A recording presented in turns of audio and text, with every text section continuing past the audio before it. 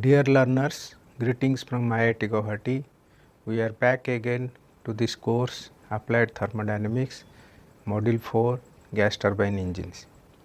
Previously, we have covered 5 lectures on this topic, that is Module 4 Gas Turbine Engines, and we are discussing in the last class about the aircraft propulsion cycle part 1. Now, we are in the last lecture of this module, that is aircraft lecture part 2. Of course, in the aircraft propulsion category we have covered most of the things, but here we will put same concept but in a different context. So, the main intention of this particular lecture is based on some concepts like jet propulsion, ramjet propulsion, and we will also discuss about efficiency of turbojet engines, and in fact we are going to calculate the pressure thrust on a turbojet engines, and to some extent we will cover about the combustion process in a gas turbine engines. So, previously in our last lecture we discussed about the a jet engine that is divided into two broad categories, that is one is turbojet engine, other is turboprop engines. So, in a turbojet engine the thrust is developed through a propelling nozzle, we call this as a jet, and in a turboprop engine majority of the thrust is developed through propeller, and air passes through the propeller and gives the forward thrust as and when it goes out from the engine. Now, over the period of time there are many developments in the propulsion engines, such as we have piston engines, we have turboprop engines, we have turbojet engines, turbofan engines, ramjet engine, scramjet engines. And if you want to travel faster, then we have to change the propulsion engine in this order. So, for example, for subsonic aircraft we can achieve it through a turboprop engines or turbojet engines, but if you want to go for supersonic engines, then you have to use ramjet engines, it is operated in a different concept, and further if you want to travel at hypersonic speed, then we have to use this scramjet engines. But in a thermodynamic sense, we call this aircraft propulsion as a device, and which is nothing but a heat engine that drives the propeller, or by allowing high energy fluid to expand and leave the aircraft in the rearward direction as a high velocity jet. But this is what happens in a turbo jet engines, and in a turboprop engines there are large log of masses that enters through the from the front end, that is through the propeller, and this gives the necessary thrust, and for which the moderate velocity is achieved in the backward directions relative to the aircrafts. So, in a turbojet engine the aircraft induces comparatively small airflow and gives high velocity jet backward to the relative to the aircraft. But whatever you call this as a turboprop or turbojet engine, in the very fundamental principle that remains hold good, that is the Newton's law, which means that rate of change of momentum of air provides reactive thrust to propel the aircraft. Now, let us do a very simple analysis in which whether it is a propeller or jet engine, for which there is a velocity of the jet which is defined as Cj, and the velocity of the aircraft which is Ca. So, you can see here the Cj is your jet velocity, whereas aircraft velocity is Ca, and similarly same thing happens here also for turboprop engines. And when the jet expands, it expands to atmospheric pressure, and then there is no thrust due to pressure pause, since it has already expanded to atmospheric pressure. But if you do not expand it to atmospheric pressure, then we will have a pressure thrust. So, in order to keep the aircraft moving at a constant velocity, and typically this is what we call as a cruise velocity at high altitude, the thrust equivalent work must be provided to overcome the frictional resistance and drag. So, basically the net work output from the engine is given by increase in the kinetic energy, that is through the jet, and it is used in two ways. First one, it provides the thrust work, because it is a kinetic energy provides the thrust work, and also it imparts the kinetic energy which to the air which was initially at rest, so that it receives absolute velocity Cj minus Ca. So, initially it was Ca was 0, but as and when the kinetic energy of the jet is imparted, this the relative component of Ca and Cj keeps changing. So, in a sense that we can define the propulsive efficiency, which we have already defined in our last class by analyzing the entire thing as a propulsive duct. Now, we are going to apply the same concept for a turbojet and turboprop engines, but the concept remains same. So, it is the propulsive efficiency is defined as the ratio of thrust work to the rate at which work is done on the air in the aircraft. From this, a simple relations can be made that thrust power per unit mass flow rate, that is F is equal to Ca times Cj minus Ca, so that work output from the engine becomes W, that is nothing but half Cj square minus Ca square. So, you can say propulsive efficiency, this can be defined by twice Ta by Cj plus Ca. Okay. Now, one interesting thing that we can see here, that the propulsive efficiency increases with aircraft velocity. Okay. So, with increase in the aircraft velocity, the propulsive efficiency increases. But one interesting thing is that if you analyze it for a propeller driven aircraft, which is turboprop, or a jet engine aircraft, which is turbojet, some interesting features can be seen. What you can see is that in the beginning of period of, means when you keep on increasing the aircraft velocity, you find that propeller gives a better approach, means better propeller efficiency. The propulsion efficiency is high as compared to jet. But what happens at one particular time, maybe about 700 or 800 kilometers per hour, somewhere here maybe about 600 kilometer per hour, this propulsive efficiency drops. So, when the propulsive efficiency drops, then but in contrast, when if you say jet engine, its propulsive efficiency keeps on increasing with the aircraft speed. So, means that at one particular instant or time, the jet engines takes the advantage of a propeller engines. So, when normally you might have seen when all the commercial aircraft, when they are supposed to run at lower speed, they prefer to have a propeller driven machine or engine. So, we call as a propeller engine. When they when we have a, when the jet, when they go for a very high velocity at the at high altitude, then turbojet or turbofan engines are preferred. And this remarkable change that we say that jet engines becomes more efficient when the Mach number is about 0.7, or when we expect the flight velocity to be more than 850 kilometer per hour. The another concept that drops in from this jet is the what we call as a ramjet engine. So, the ramjet engine, what happens? So, it is simply we call this as a ramjet engine, in which the compressed air is used for conversion of kinetic energy of atmospheric air relative to the aircraft, and we call this as a ram effect.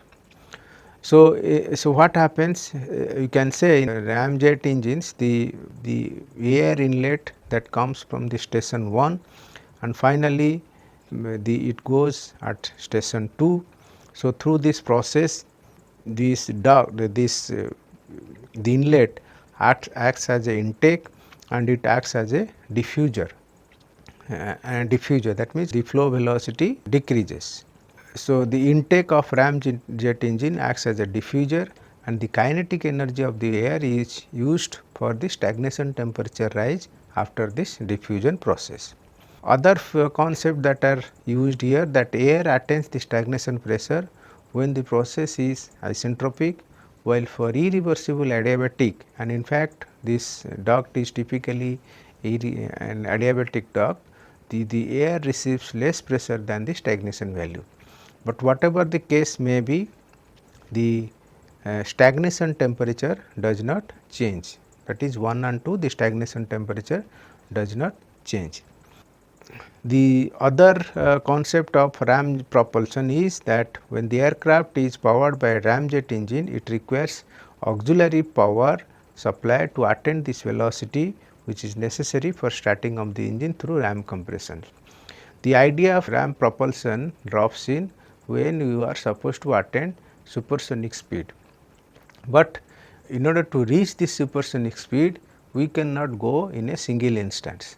So, what we have to do? We have to go to first thing, we have to go to certain altitude where you have to cruise at the supersonic velocity. But to go to that altitude, we require some other means of propulsion system, which we call as auxiliary power supply. So, it could be a conventional turbojet engine or turboprop engines, and finally, we have to fire these ramjet engines, for which the propulsion is achieved through this high velocity duct. So, means that is what he says, that we require, for the starting of the engine, we require additional power unit and unit to attain the air velocity, that is at the inlet. The other thermodynamic aspects are the total pressure. The total pressure is achieved by the air when the diffusion process is isentropic, and if it is irreversible, the total pressure will be less than the isentropic value. And of course, the available kinetic energy remains the same irrespective of the process, because the temperature remains the same.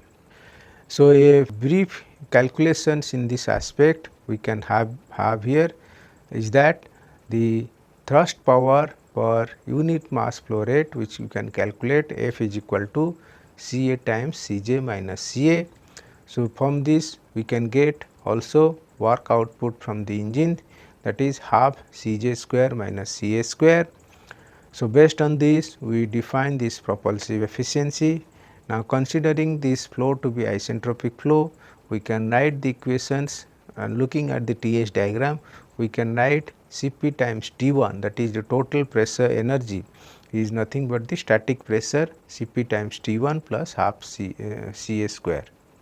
So, from this we will get a temperature difference, total temperature difference at station 1, and that is nothing but Ca square by twice Cp. So, based on the, since the process is isentropic, other relations between stagnation pressure and static pressure will hold good. And of course, we said that the total temperature at T02 and T01 remains same, because there is no extra heat is added into this system. And based on this, since it is acts as an intake, we can write the intake efficiency by through the temperature drop, that is T02S minus T01 divided by T02 minus T02 minus T1, and this typically it is simply the ambient temperature or pressure. So, this is all about the ram propulsion when you want to go travel faster. Apart from this, let me discuss some other thermodynamic aspects that we typically define for isentropic efficiency and with respect to a turbojet engine. So, in earlier situations, when we define this as efficiency, we normally do not encounter or do not take into account about the kinetic energy or potential energy change in our temperature or pressure calculations. But when we are going for aircraft engines, and that too in turbojet engines, it is not advisable to use those static value, rather we prefer to use the stagnation values, because implicitly the kinetic energy changes are already taken into account while calculating the stagnation temperatures or pressures. Now, let us see this typical TS diagram, in which we have plotted different pressure changes that happens. And what has been plotted is that when you start the process, that is maybe you start at 0 pressure, here 0 stands for P naught, that is nothing but your ambient PA or TA. So, as if we are traveling at altitude maybe 10 kilometer above the earth surface, and at that point whatever ambient pressure and temperature conditions they are, I mean that point of time the air is stagnant. So, the static value and stagnation values remain same. So, this is what it starts, and from this 0 to 1 process is your intake process, and through this intake process, had the process been isentropic, it would have gone from 0 to 1s, but now it goes to 1. Now, from 1 to 2 it is a compression process, and if it in isentropic compression, then it would have gone to from 1 to 2s. So, here we look for these are the static P1 and P2 value, and corresponding stagnation values can be also calculated. Now, from 2 to 3, and if you see the process 2 to 3 is in a heat exchanger process, or in our case we call it as a combustion chamber. So, in a combustion chamber some kind of pressure drop is always ensured.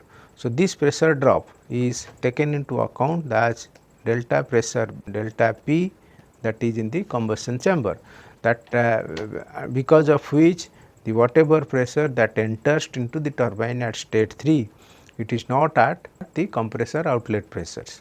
So, there is a typical drop in this pressure. So, we say that at state 3 air enters to the turbine, and from the expansion process takes in 2 steps, one in the turbine. If it is in the turbine and the process is isentropic, then it will go as a 3 or 3 to 4s, and if it is a real process, so it will go as a 3 to 4, and from 4 the process that happens is in the nozzle, because the expansion takes place in the nozzle to generate the thrust. So, had the process been isentropic, then it would have been 4 to 5 s, but actually it should be 4 to 5.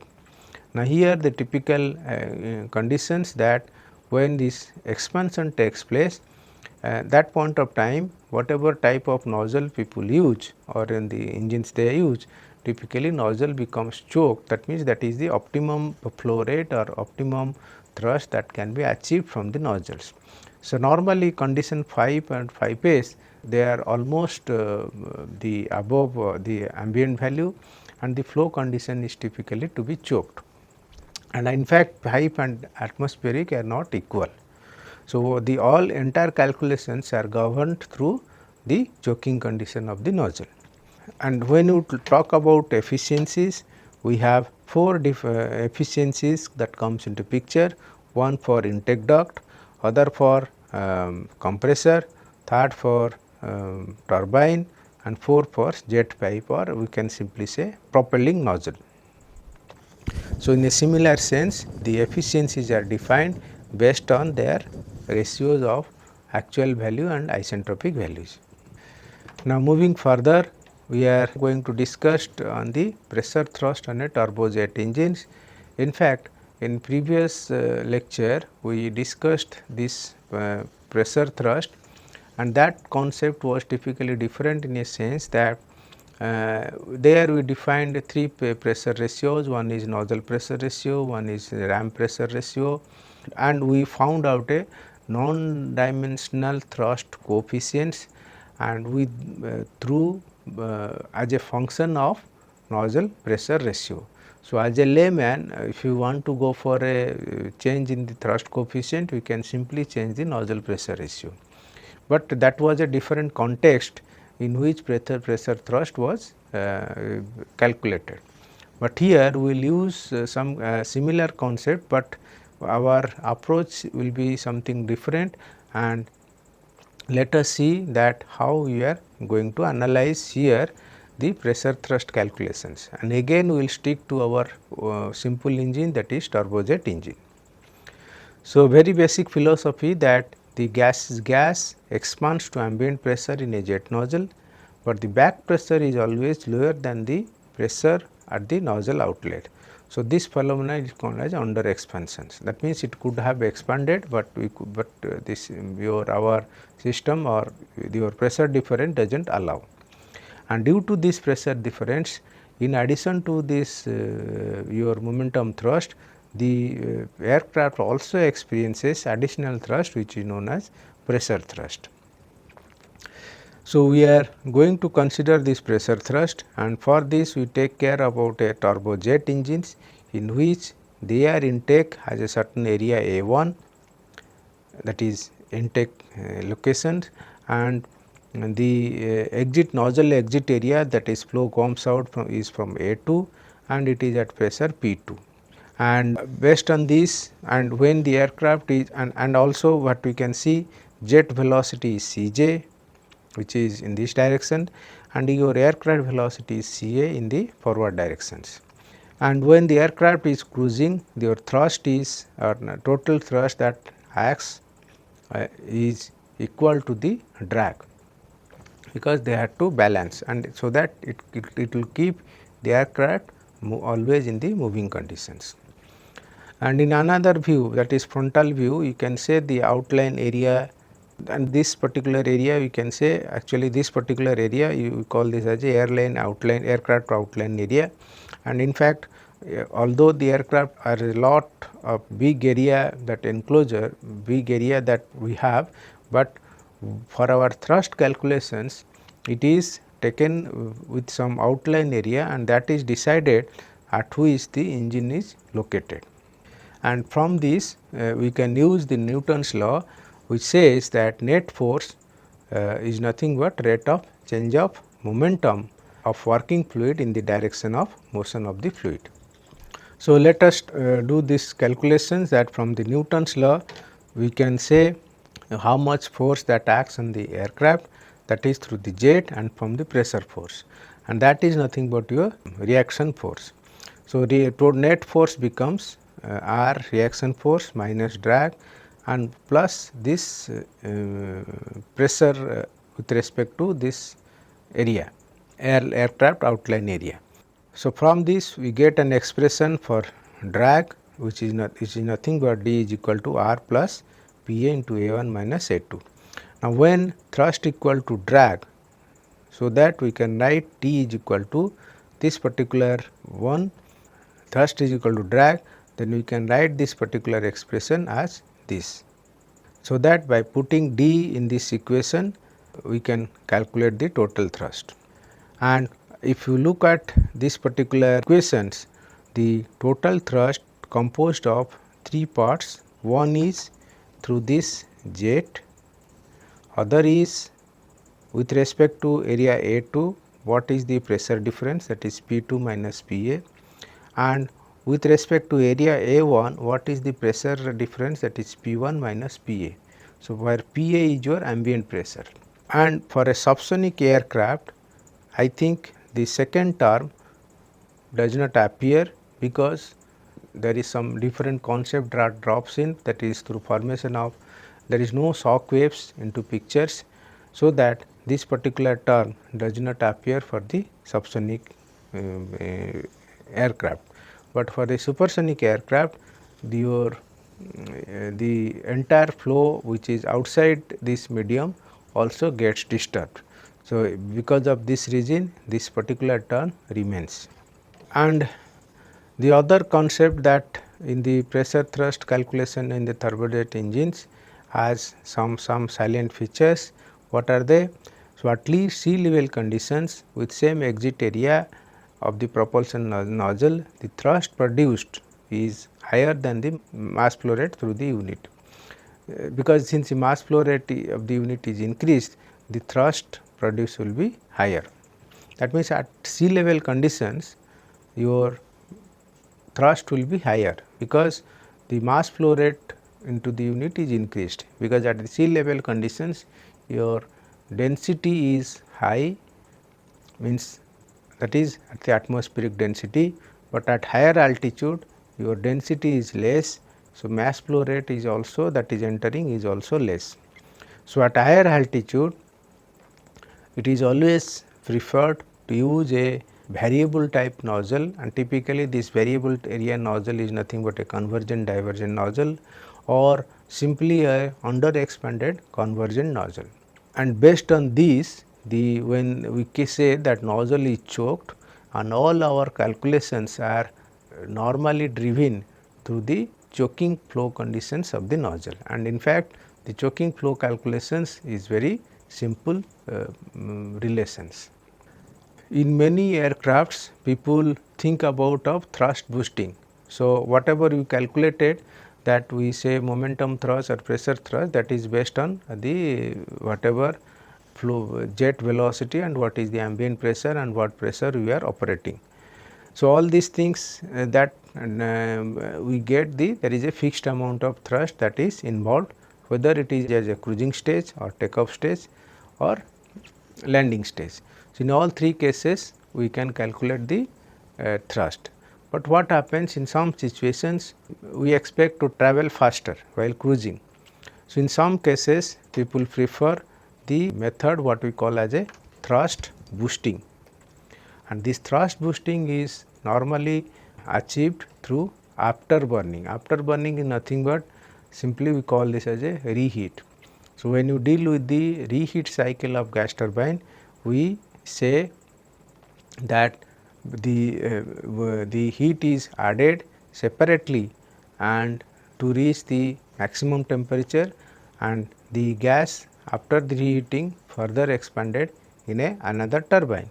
But here we do not we do add heat, and while doing this heat, and in this process, this instead of calling this as a reheat, we call this as a after burning, and fuel is burnt separately in another method, and we call this as a after burning, or an after burner is used, or you can say it is a secondary type of combustion chamber. And the secondary combustion chamber, the fuel is spread into the gases which leaves from the turbine, thus it increases the jet velocity. And through this after burning concept, there is a possibility that we can increase the thrust by about 50% higher, but at the cost of extra fuel. And in aircraft terminology, the cost of extra fuel means it is a very costly affair. So, it may not be economically viable for going for after burning unless and until it is really required. So, the after burnings are normally incorporated during the starting, where we require higher initial thrust or as a reserve power source for thrust augmentations. So, at the time of need, and in fact whenever this afterburner is used, it is used for a very short period. We just switch on for maybe for few minutes, and then we switch off the burner. And apart from this thrust boosting, people used the other variant of aircraft engines, and we call this as a fan engine or bypass engines. So, in fact, when the air comes enters to the engine, so whether we say turboprop or jet engines, so and all this air that comes, we call this as a primary air. But the other variants, I mean, to improve this efficiency of this airflow, people have used the concept as a ducted fan or bypass engines. That means, out of this total air that enters, some of the air, majority of the air goes as a primary air, other quantity of air we call as a secondary air. So, through that managing this airflow will be better, and through this we can also get a better approach in running this afterburner. So, in some cases the bypass air is directly goes as a afterburner, either it can be used as a afterburning of the fuel, or it can use and give an additional thrust which if in goes without burning as well. So, that comes in a separate aspect, and all these things are covered in the aircraft propulsions. And in fact, in our course we only deal with the thermodynamic aspects of this propulsion system. And the last segment of this aircraft propulsion, or in fact in gas turbine engines, is combustions. And we have more or less we have covered all the components: turbine, compressor, main intake, nozzle, all these components are covered, but we have not discussed anything on the how the combustion process happens in the gas turbine engines. So, irrespective of the fact that whether you use this engine, the combustion process in a conventional gas turbine engine or in a jet engine, the more or less the mechanism of combustion remains same. Another point I need to emphasize, that when you deal with the gas turbine combustion and if you try to compare IC engine combustions, both are a little bit different, and here because IC engines it can operate as a constant pressure mode or constant volume mode, whereas in a gas turbine engine it is always operated at a constant pressure based combustion, number one. Number two, that another difference that we can have here, that when you deal with the combustion in IC engines, these are cyclic in nature. So, that means it in a continuous cycle combustion takes place only for certain duration of crank rotation in IC engines. But here in the gas turbine engines, it is always a continuous combustion. Now, when a continuous combustion is used, so side by side we also expect that we have sufficient level of turbulence, there should be proper mixing of air fuel, and another important aspect is that here the air velocity is very fast, and because as and when your speed also increases, air velocity also increases, air velocity is very fast, and mixing is another criteria, proper mixing is another criteria for of importance for gas turbine engine combustions. So, for that different types of mechanism that has been used, that instead of sending the air that means outlet from the combustion chamber, it has been proposed that a series of air outlets are sent in a air does not go as a single slug, it goes as a multiple slugs at different outlet points from the compressors. So, that is what we call this as a combustion process in the gas turbine engine is different. So, if you look at the particular figure here, whatever I have discussed, if I just explain with respect to this figure, we can say that in the inlet the air comes from the compressors, and after the combustion process is over, the combustible gases goes to the turbine for expansion.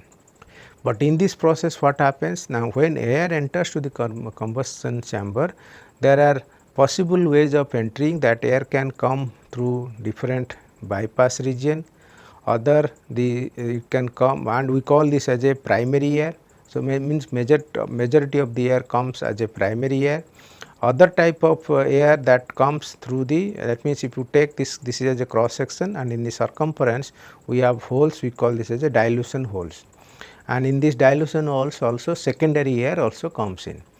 Now, when the primary air goes in, it encounters the fuel injection process, and this fuel injection process is nothing but typically whatever you do in the constant pressure based combustion in IC engine, in CI engine. And here additional devices, that means fuel goes as a spray, goes as a spray through fuel nozzle, and also we have swirling vanes.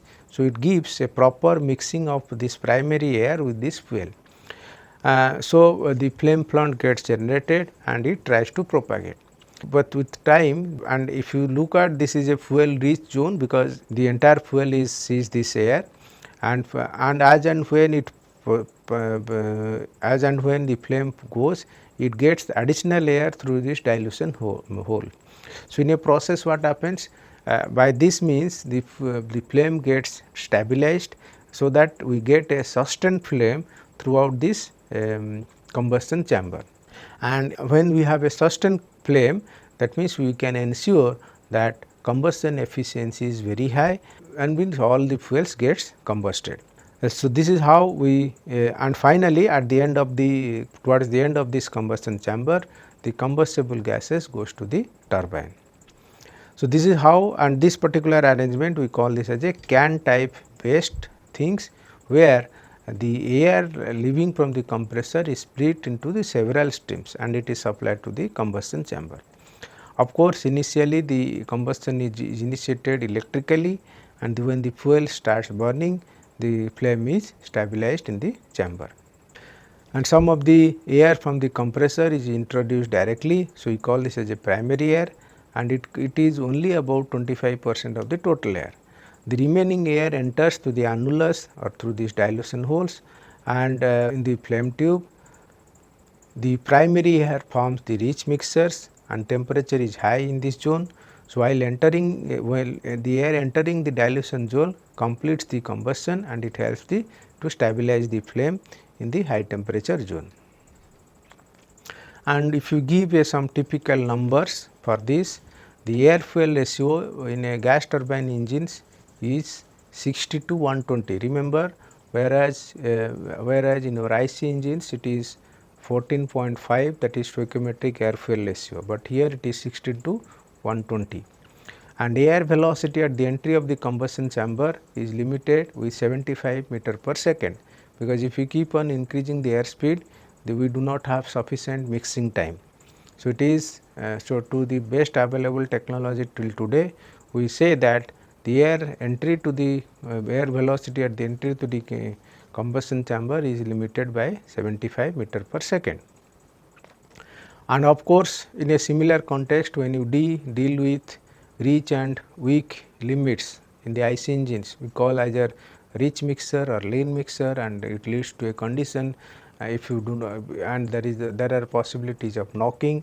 Similar case also happens here in the gas turbine engines, and this particular phenomena we also call as a screech. So, screech is nothing but a situation what we call as a combustion instability, and similar terminology that we use in the IC engine is nothing but knock. And when this screech phenomena, that means we always ensure that knock should be avoided in IC engine combustions. So, in some cases we should avoid this particular phenomena screech in the gas turbine combustions. And in some such situations, the gas turbine engines use afterburners. So, this is similar to the concept called as reheating, and this reheating is performed between turbine stages or after burning of the fuel is usage for satisfactory usage of additional fuel requirement.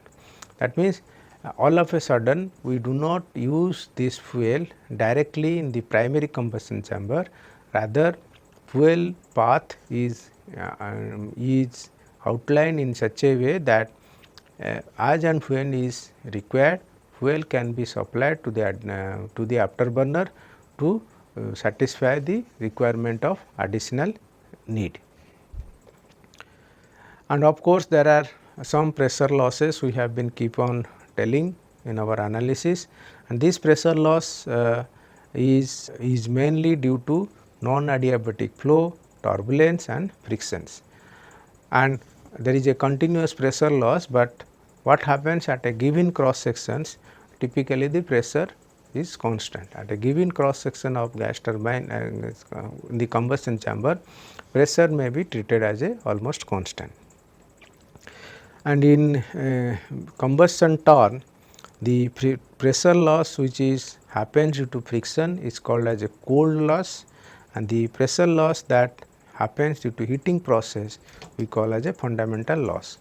And more or less what you can say, pressure loss is inevitable. And there are some terms like combustion efficiency and combustion intensity. So, combustion efficiency we have been utilizing many aspects that in our many problems, it is nothing but for a given temperature rise, the combustion efficiency is nothing, we can define it as a theoretical air pressure ratio to the actual air pressure ratio. And to calculate this theoretical pressure air ratio, we can plot this combustion pressure rise and fuel air ratio for given air inlet temperatures. This is how we use this graphical approach. A concrete picture of gas turbine theory from the book, it has been shown that a graphical approach is very widely used. What it tells is that in a x axis the fuel air ratio is plotted, and the y axis means same concept, that is here it is a combustion temperature is also plotted in this case in the y axis. And for a given air inlet temperatures, these are the lines which are drawn here. And as a user, what you require, what your expectation, that you have to use this particular graph to calculate the fuel air ratio. And to calculate this fuel air ratio, you need two parameters. One is the combustion temperature rise, other is the air inlet temperatures. And the combustion temperature rise can be calculated by knowing the temperature or stagnation temperature differences between the across the combustion chamber, or it is nothing but the difference in total temperatures between at the turbine inlet and the compressor outlet. So, that is T naught 3 minus T naught 2, and the air inlet temperature is nothing but your compressor delivery pressure. So, based on this you can fix this point, and accordingly you can drop a vertical. So, it will cut the fuel air ratio axis. So, when you do this, then you can calculate the graphically the fuel air ratio. This is a common approach which is followed in the gas turbine engines. The other term that is also important is nothing but the combustion intensity. Now, if you want to compare two combustion chambers,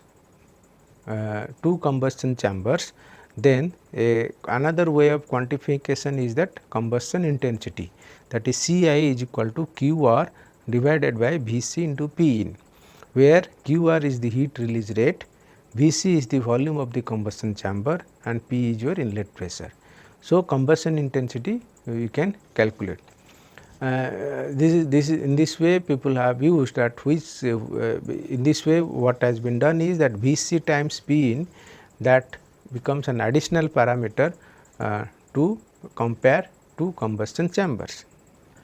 And some numbers, realistic numbers of this combustion intensity is about 2 kilowatt per meter square atmosphere for aircraft engines, and 0.2 kilowatt meter square atmosphere it is used as a for aircraft industrial plant.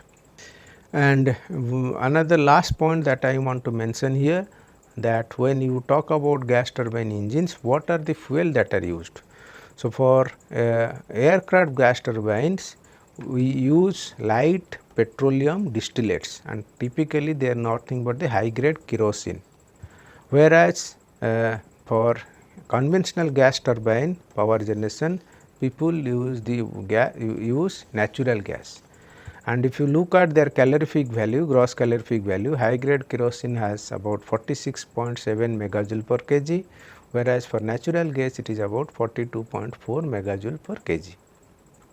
So, with this I conclude this gas turbine aircraft propulsion topic, and lastly I will touch upon another problem, that is again on the turbojet engines, and similar problem was solved in our last lecture, but still I stick to this fact that solving these problems will help a complete understanding of aircraft engines.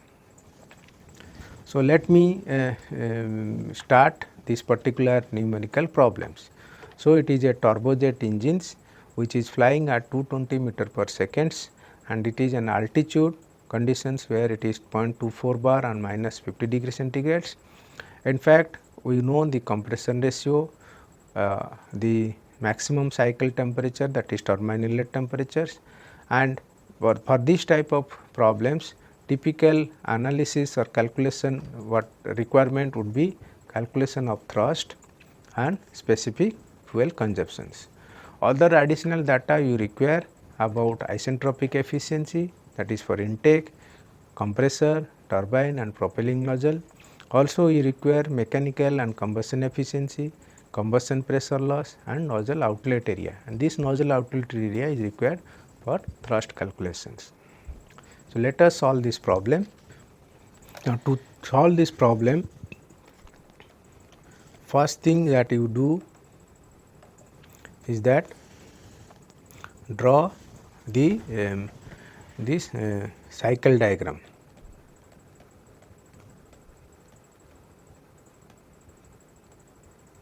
So, cycle diagram can be drawn like this, and it is nothing but your TS diagram.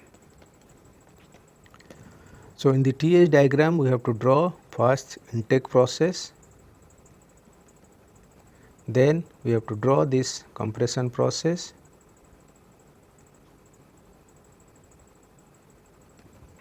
then we have to draw the turbine process, and in the turbine there is a drop in pressure,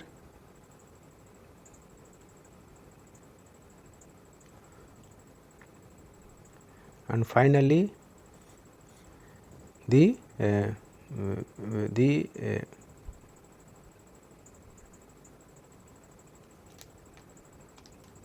so this straight line will be actual process, isentropic process, dotted line will be actual process. So, if I know this location, I can put this number as A, 1S, 1. So, 1 to A is intake, 1 to 2 is compression, 2S is isentropic compression, 2 to 3 is the turbine, 2 to 3 is the heat addition in the combustion chamber, 3 to 4S is your isentropic expansion, 3 to 4 is actual expansion, 4 to 5S is your expansion in the isentropic expansion in the nozzle, 4 to 5 is the actual expansion. Of course, and if you can draw this as constant pressure line which is ambient, PA and TA. These values are already known as 0.24 bar and minus 50 degree centigrades. So, when you start the solutions, first thing that we have to find out the kinetic energy, that is half Ca square, and you know that Ca as, if you Ca as 220 meter per second. So, kinetic energy can be calculated as 24200 joule per kg. This kinetic is nothing but we can write as Cp times T01 minus Ta, and that is 24200, and here you have Ta as minus 50 degree centigrade. So, it is 223 Kelvin, and from this, and we also have Cp is nothing but 1.005 kilojoule per kg Kelvin. So, this will give you T01. So, T01 we can find out 247. Okay. So, we will take as intake, that is intake efficiency, we can start writing as T01S minus Ta divided by T01 minus Ta. So, from this we know Ta, and that intake efficiency is 0.9. So, from this we can calculate as T01S minus Ta as, we know T01, we know T0A, we have efficiency 0.9. So, from this we can directly calculate as this number T01S is 476 Kelvin. So, once you now know the T01S, then you also require P01.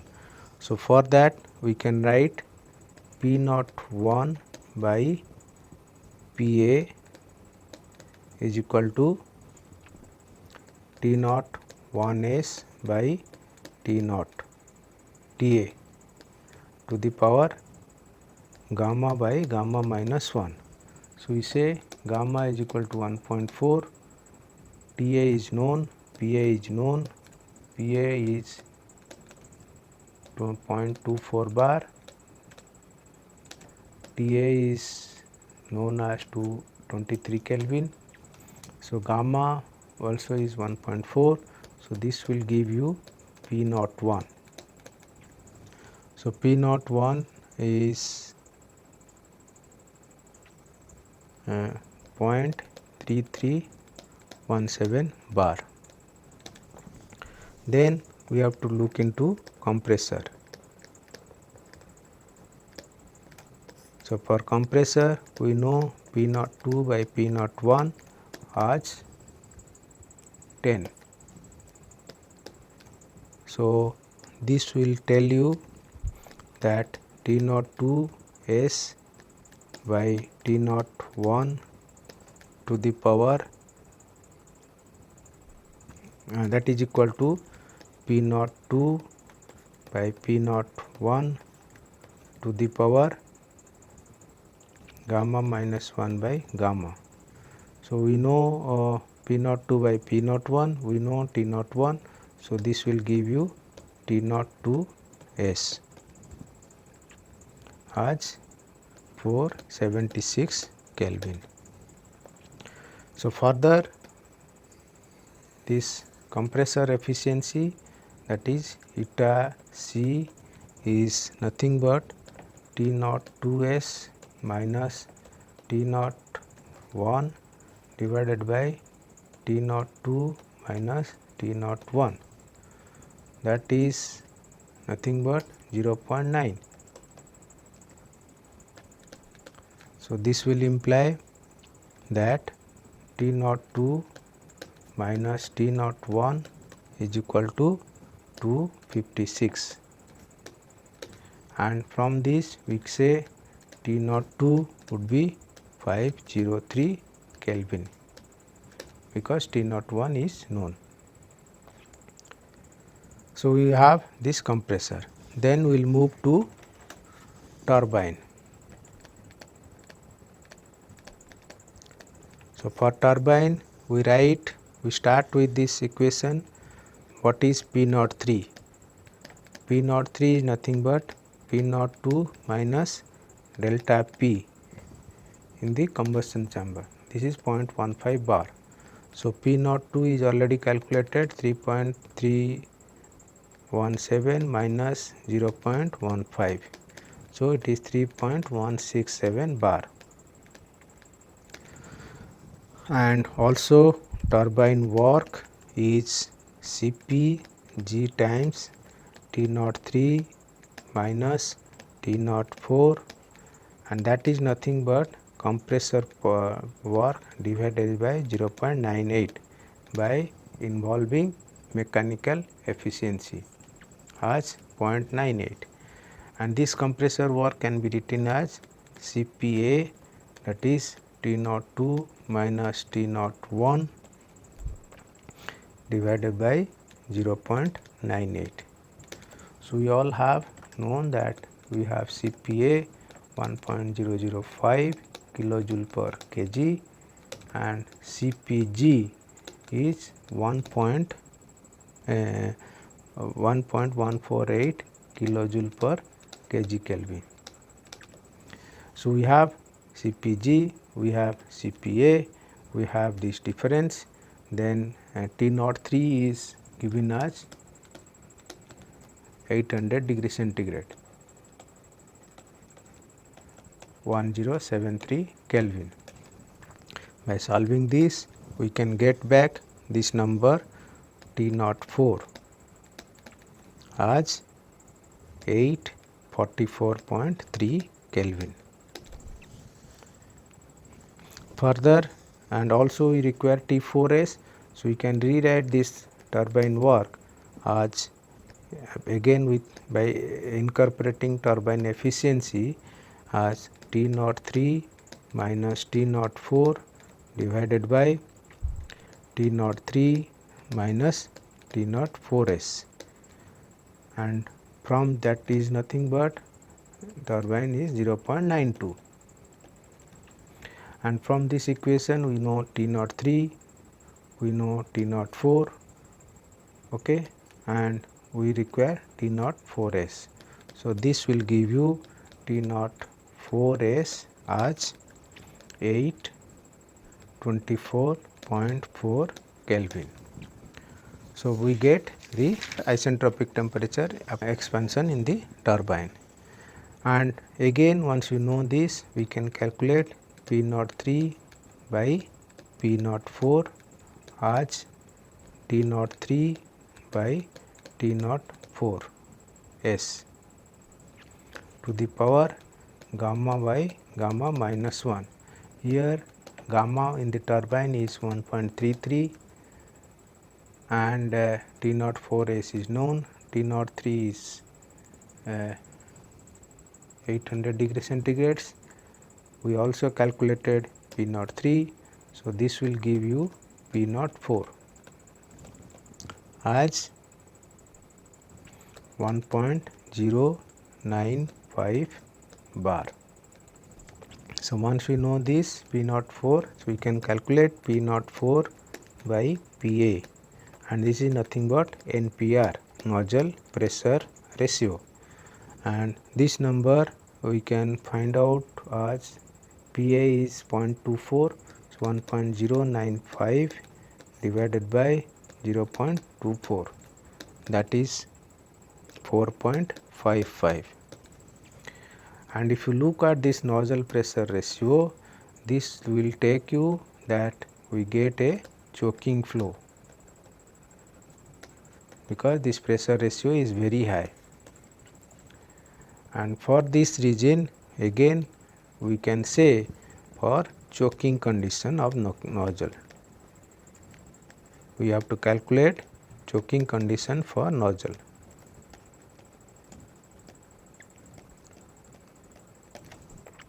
So, choking condition calculation for nozzle, we say we have to define as critical pressure Pc by P naught 4 is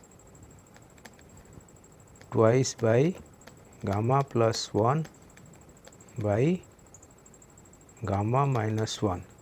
So, this number is 0.54, and Tc by T naught 4 we can calculate twice by gamma plus 1,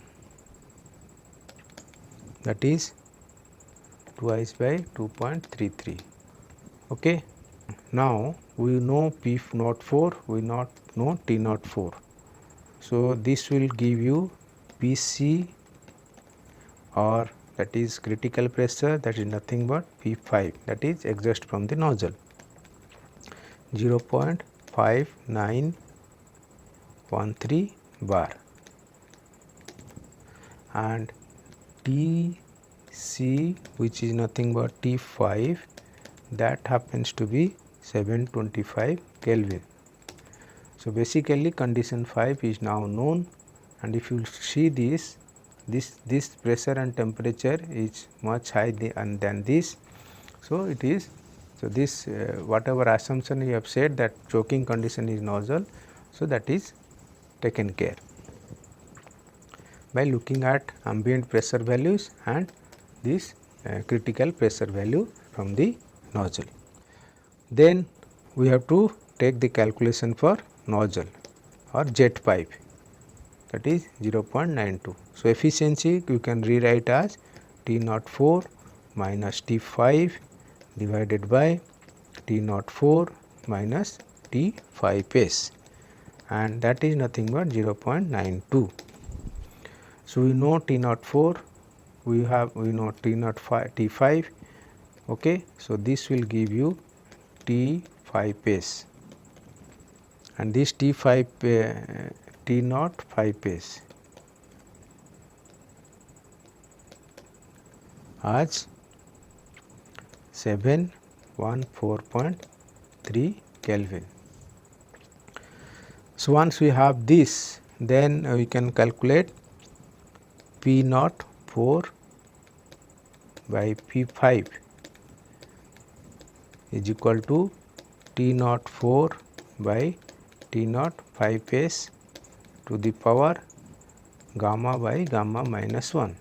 So, again we have gamma 1.33, we know T naught 4, we have T naught 5s, we know P naught 4. So, this will give you P 5 as 0.558 bar.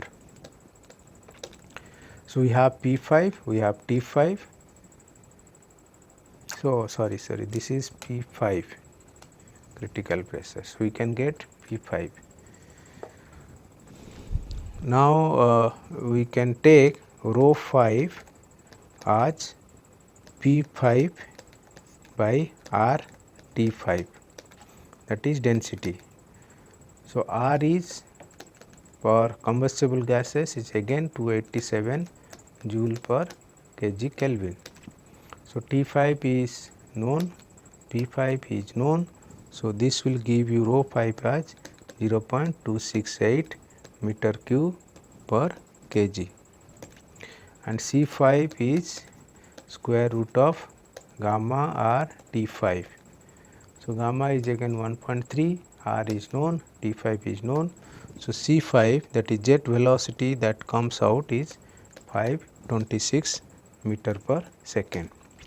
So, from this we can say what is the mass flow rate of air, that is rho 5 A 5 C 5, and all numbers we know, this is about 11.28 kg per second. Okay. And last segment that we are going to calculate is about specific thrust. So, here there are two parts, one is momentum thrust .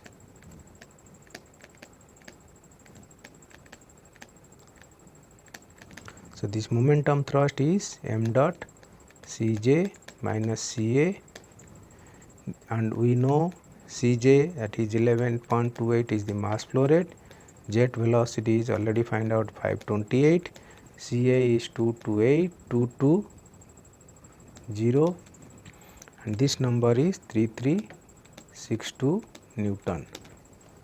Pressure thrust,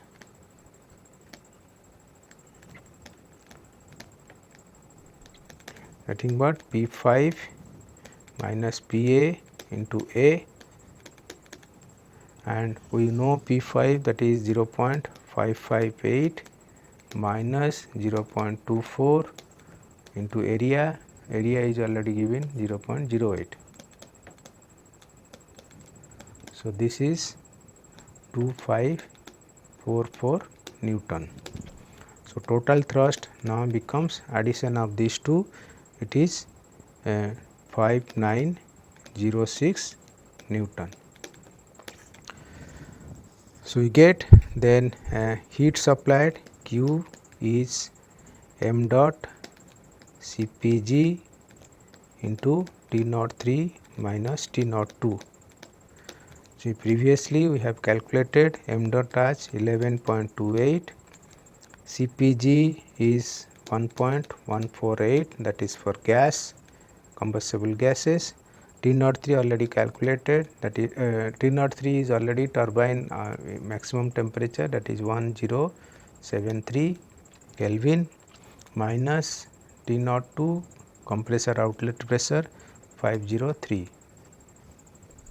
So, this value turns out to be 7382 kilojoule per second, and this Q we can write as mf, that is mf QCV into combustion efficiency is equal to Q, and we know this combustion efficiency as 0.98. So, from this, that is your Q. So, Q is known here. So, from this equation and QCV here you can make an assumption that the calorific value, that is 43.3 megajoule per kg, that is 43,300 kilojoule per kg. So, we know QCV, we know combustion efficiency, we know Q. So, this will give mass flow rate of the fuel. m dot f, that is 0.174 kg per second. Now we have got this mass flow rate, then we can calculate. So first thing we calculate thrust developed, which is this. Second part is specific fuel consumption, SFC. SFC is equal to mf m dot f divided by thrust, that is 0.174 by 5906. So it is in kg per second. So I have to multiply it 3600. So this will give you a value 0.105 kg per hour Newton. So after a long process, at the end of the day, we only require this thrust and specific fuel consumptions. And this simple turbojet engines gives you the entire concept, how entire process has to be followed. Okay. With this, I conclude the lecture for the today, and module 4 is completed, that is gas turbine is completed. Thank you for your attention. We will see you in the next module, that is on refrigeration and air conditioning. Thank you for your attention once again.